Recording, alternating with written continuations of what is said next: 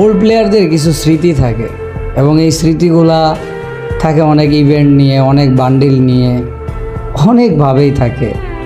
তো আমারও কিন্তু এই বান্ডিলটা নিয়ে একটা স্মৃতি আছে। এটা 2020 কিংবা 21 সালে ইনকিউবেটর এই বান্ডিলটা দেয়।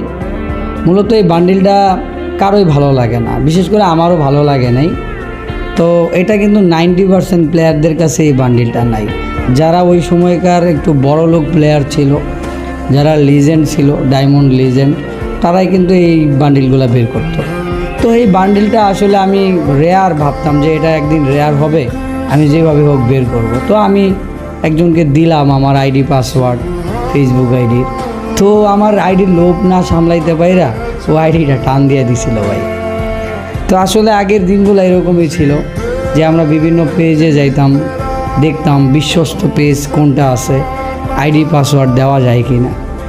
তো এটা আসলে খুঁজে বের করা যে কি একটা ডিফিকাল্ট আসলে বিষয়টা। তো ওই সময় যারা টপ আপ করতো তারাই জানে।